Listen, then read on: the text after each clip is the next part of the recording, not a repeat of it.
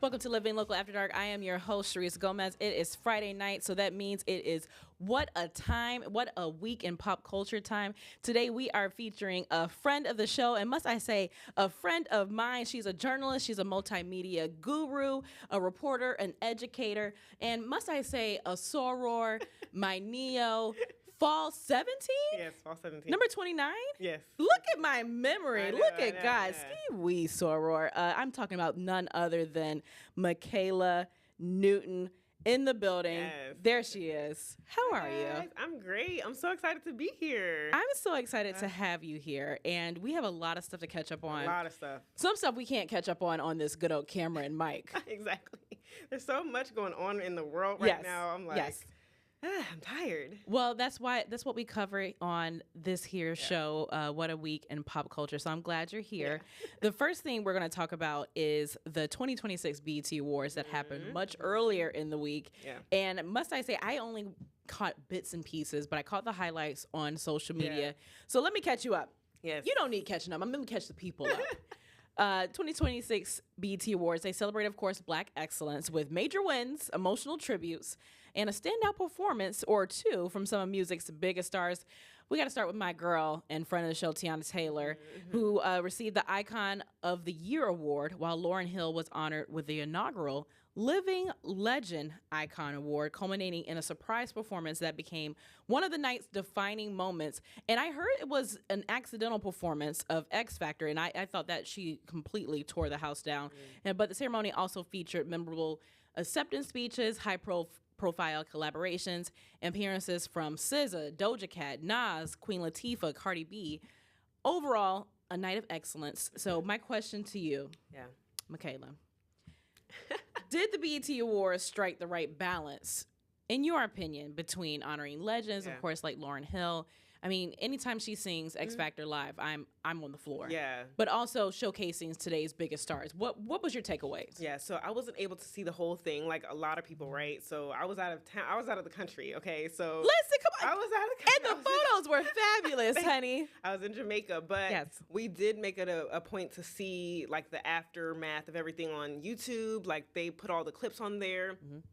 And I mean, there was like a really slow burn with BET Awards for a minute. Like people weren't really watching it, but now I think it's back and it's fun. Like they had Drewski coming in. He's the youngest host ever. Yes. So I think that was really, really fun. I think there was a good balance, but it did seem like, okay, they were posting like, there's this speech, you know, with Tiana Taylor, and then there's the tribute. So it's like, okay, what else was in between that whole thing, you know? Yep. So I've seen a lot of people online talking about exactly what you're saying. Like, are the 2000s version of the BET Awards back? Yeah. And I think they did a really good job because I used to love the BET Awards in the 2007, 2008 era. And it was just a different feel. Yeah. But I thought this was a good show. Good. And I do think Drewski did an amazing job. I think he's an amazing comedian. Yeah. But when I saw Keke Palmer interrupt him, it was like, this should have been my gig. I'm like, you know what? It should have. You know what, Keke? I think you're right. I think you're right. Yeah. And Keke's had an explosive year. So you know what, next year, 2027, let's go ahead and speak that to existence. Yeah. Keke Palmer hosting the BET Awards. Yeah, I don't think we give Keke Palmer her flowers enough. Like, I think she should have been hosted the BET Awards long time ago. But, I mean, hey, I think Drewski did a great job. Yep. He, you know, put in some skits in there and, you know, some memorable moments. So it was great. He's always such a fun time. So with seeing all the highlights, what stood out to you the most? Most definitely Lauryn Hill's tribute. So if you know me, you know I love Lauryn Hill. Like, she's one of my favorite artists of all time. I've seen her twice in concert. And, you know, people always say, oh, she's always late and stuff like that. I love her. So I don't really care about her being late. You'll wait the 4 hours, sis? I will wait the 4 hours. I will wait the 4 No hours. judgment. But I absolutely love the tribute. I can't remember the lady's name, but she was on Sister Act, and she came and did the tribute. Her as well. The seasoned lady who the first no. It was her friend on the movie on Sister Act 2. Oh, I missed that one. Okay, I missed that one. I think it was at the end of the tribute. I love that. Mikayla's like, no, she wasn't seasoned. No, I'm trying to find a nice way to say it. Yeah, she wasn't seasoned, but she was like a friend of hers on the movie. Gotcha. And she came to do be a part of the tribute. Gotcha. So. I saw the photo of her with the braids from Sister Act in the background, and I know they were singing a lot of Sister Act songs. So, I mean, her career is so insane from one album. Yeah. One album, Mikayla. You wait 4 hours for one album? Yes, I do. Okay. I just want to clear that up. Exactly. Just clear that up for the people. Exactly. But also, my next question is this. This is 2026, so we're in the era of social media. So everything's about viral moments. Everything's about, what's clickbaity or what's really exciting. Do you think award shows have become more about making that virality, that viral moment? That's something that's going to go millions all over the internet, or is it old school? It was just, let's give people their flowers. Yeah, and let's just get people to watch TV, But I mean, since people aren't watching as much TV, I mean, you have to have those viral moments. So I mean, it is what it is. It's the time that we're living in. So I don't mind it too much. And then it's like, I'm actually glad that they're doing that, because I wouldn't have been able to see it if I wasn't on YouTube, if I wasn't on social media. So yep. Well, you know what? There's a lot to unpack about this show. And I'm glad I got to watch bits and pieces of it, but I don't have 4 hours like you do. I can't. That was a 4-hour show, so it was like an Erykah Badu. Wow. It was a long show, and Mama went to bed. I'll be honest with you, Mom went to bed. But you know what? Shout out to the BT Awards. Shout out to Drewski. Of course, Tiana Taylor, Lauryn Hill, all the people who are on it. I'm excited for the culture, and I'm excited for next year with Keke Palmer hosting. Exactly. They better. So, we're letting you know, BT. Well, let us come on as producers. Exactly. Me and Mikayla get you together. Exactly. Well, we're gonna come back and talk about a dating rumor that shut down the internet this week too. So you all stick with us. We're gonna go to a quick commercial break. You are watching Living Local After Dark. Welcome back to Living Local After Dark. I am back with Mikayla Newton, our former DC News Nower. Can we call you that? A DC? Yeah, you're former DC News Nower. Yeah, it's cute. I like it. I just came up with that. Mikayla, I'm so excited to have you here because we're talking about what a week in pop culture, and the internet was set ablaze with this dating rumor. Yeah. And this hits close to home because this is a dear friend of the show and a dear friend of mine who is about to be a granddaddy. I was texting him last night. Okay. I was just like, I need your registry for your grandbaby. Here's my registry. And he's like, I've already bought everything for the baby. I was like, Karamo, well, how can I? Anyway, so we're talking about Karamo Brown. Yes. It is now rumored. I want to say rumored because they have not officially come out, but a lot of people are saying it because there's photos and such. Yeah. That he is dating Jussie Smollett. Jussie Smollett is 45. Karamo's 40. Jussie just turned 44. Karamo's 45. They are now rumored to be dating, according to a source who confirmed the relationship to People magazine after the pair were photographed together during an affectionate outing in Los Angeles. And here just yesterday, we saw the photos from TMZ where they shared a smooch outside of LAX. It was kind of cute. And though he chose not to identify his partner publicly when he was on the Reality with the King podcast with Carlos King, Karamo said this week, and I watched it live. It was an excellent interview. I love Carlos King, and I love Karamo. He said he's dating somebody famous, and he thinks that this is the one, and this is his husband, and he feels seen and safe. So I did reach out to him, and I'm like, I'm just happy you're happy. And I'm not the prying type, Mikayla. Yeah. Something goes on in your life, I want to reach out and say, congrats, girl. Right. And that's it. Yeah. And that's it. And I know what my job is, but I also know the parameters of friendship. So I told Karamo, I'm happy for you. Yeah. This is your season. God bless. And that was that. But my question to you, because I mentioned this set the internet on fire, is you are a journalist, a bona fide journalist. You've got the degrees. You've got the years in this business. I want to ask you about the ethics of reporting because you were a reporter first in celebrity relationships. So with your reporter hat on and with your professor hat on, come on, professor, is it fair game once photos surface, or do you wait for the celebrity couple to come out and publicly say, I am dating Karamo Brown? Yeah. Well, let me just start by saying I've never done like a whole bunch of entertainment news, right? I've never worked for TMZ, but TMZ is I would say one of the premier entertainment news sources. I'm not really sure how to go about, revealing a couple that were, seen out. How maybe they do it differently than other entertainment. Like you said, People confirmed it with them first before with a source. Yeah, exactly, with a source, in quotes. Yes. But I mean, I have seen a lot of, what seem to be false stories from TMZ. They're just kind of, jumping at, what is it? Grabbing at straws. Pulling straw, yeah. So it's just kind of like, I mean, there are things that are unethical, and then there are things that seem to be okay, kind of okay. Yeah, so yeah. I don't know. I mean, I think there's a fine line between ethics and maybe not ethics when it comes to reporting on celebrity couples and things of that nature. So, and everyone has a different ethical standards. And I was talking to you about this in the commercial break. And everyone knows I will die on this hill. There is a huge difference between journalists and influencers, and quite frankly, outside of influencers, people who just bought a microphone and throwing something on YouTube. Yeah.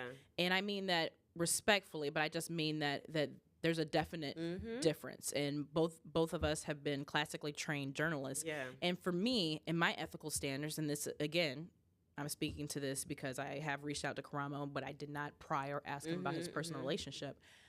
I like to speak on things allegedly, rumored, because if I take a photo outside on the streets and I walk with my coworker, somebody could easily say Sharice is cheating on her husband with, the production manager. Right.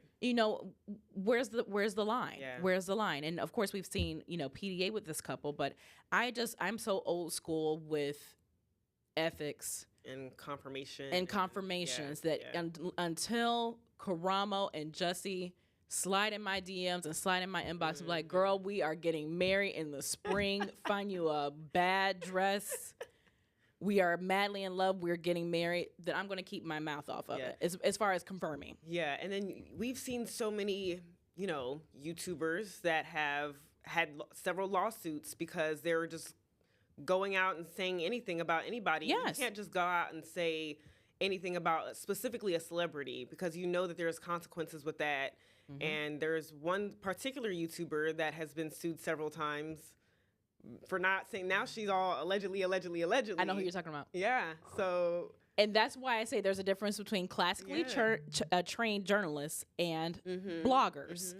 I digress. My personal question to you is, how soon is too soon to move on? Because the blogs, the articles, the internet is saying Jussie was in a relationship and an engagement in late May, early June. So for you personally, Mikayla, not judging them.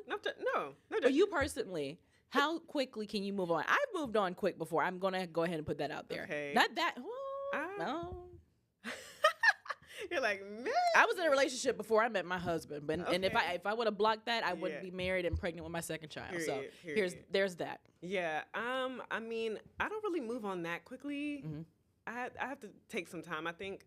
But I mean, I think it just depends, right? Like if you are done with somebody and you meet somebody new and they grind your gears, they spark a spark, then why not move on? But don't block your husband. That's what I'm telling everybody. Don't. Exactly.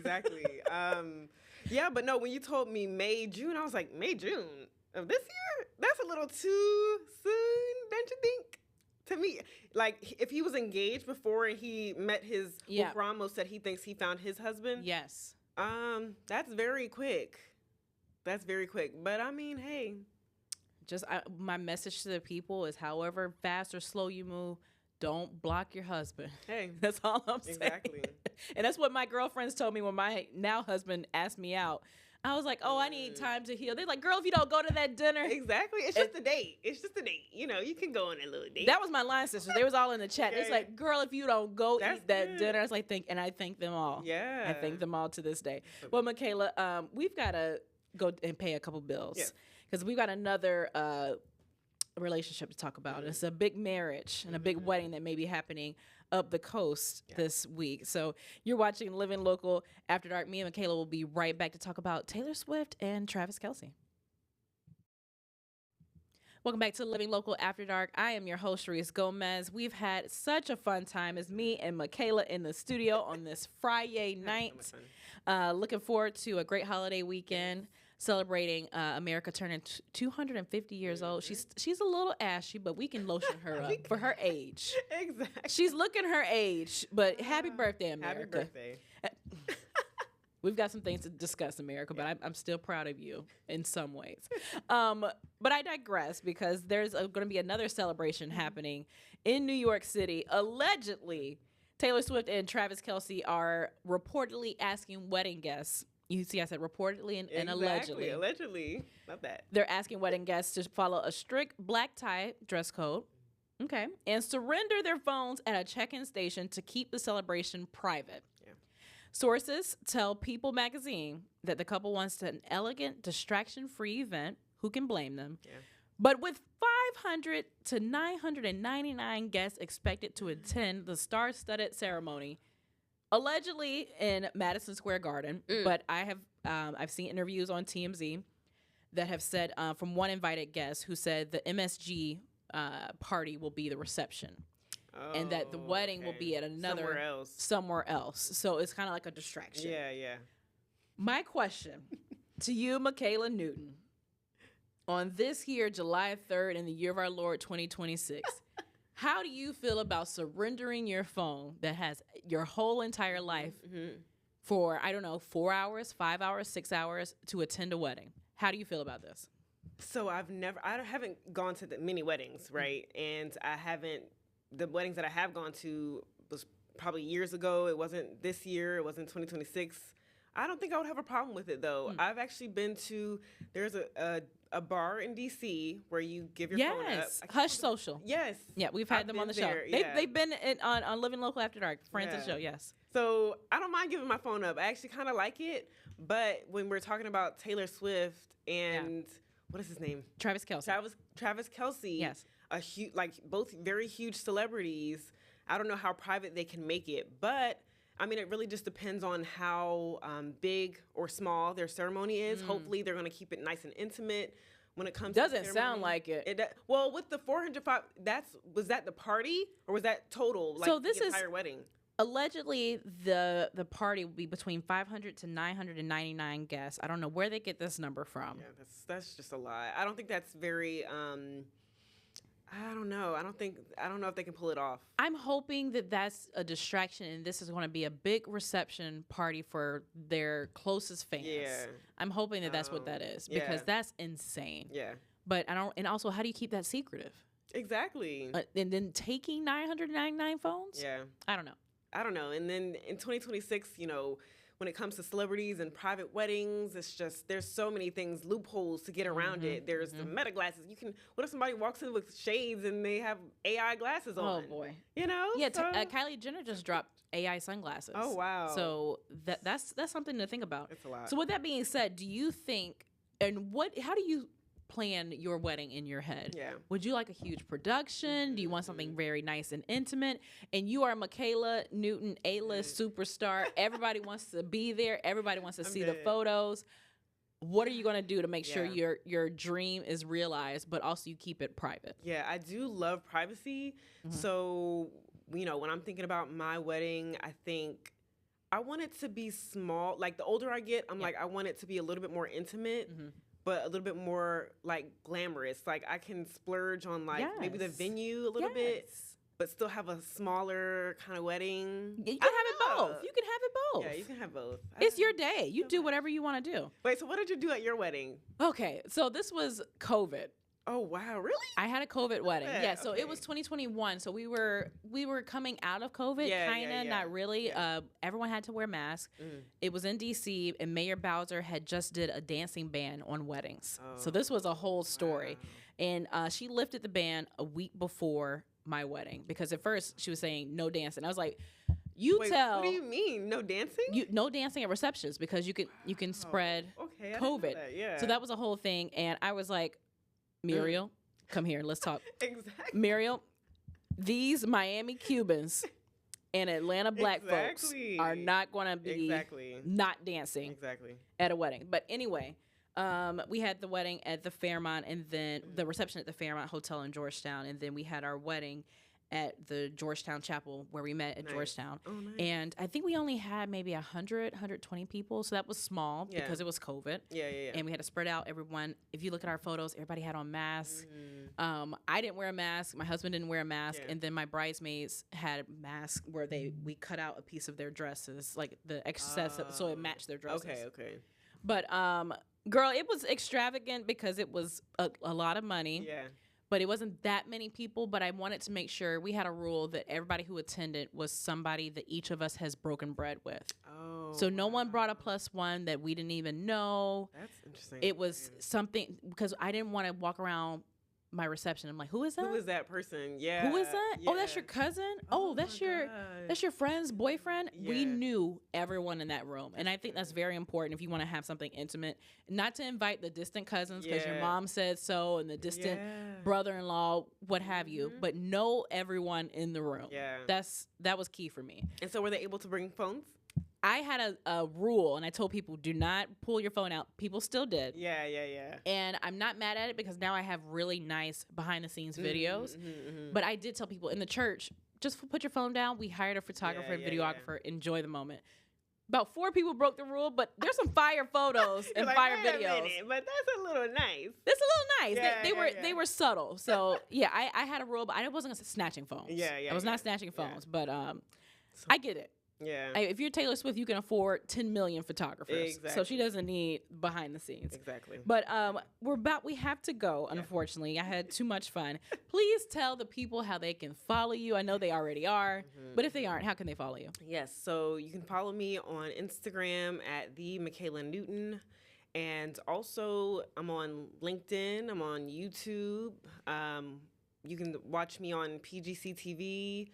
I've been guest hosting it on Fox 5, and I'm also a freelancer for Maryland Public Television. So, all those things. Booked and busy. Booked and busy. My life is crazy. I love it. In the best way possible. In the best way possible. Well, Mikayla, please don't be a stranger. Please come back. Yeah, definitely. And share with all the foolishness that's happening in pop culture. Yeah.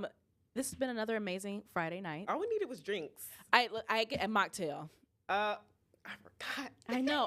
I almost ordered a rosé the other night, and I was like, "Whoops!" And the waiter was like, "Yeah, ma'am." Well, anyway, we're gonna do a little mocktail action next time because it's after dark. Let's celebrate the best way possible. Happy birthday, America!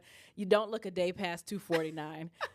Mikayla, have a great night. Yes, you too. Thanks so much for joining us. It is Living Local After Dark. We'll see you next week.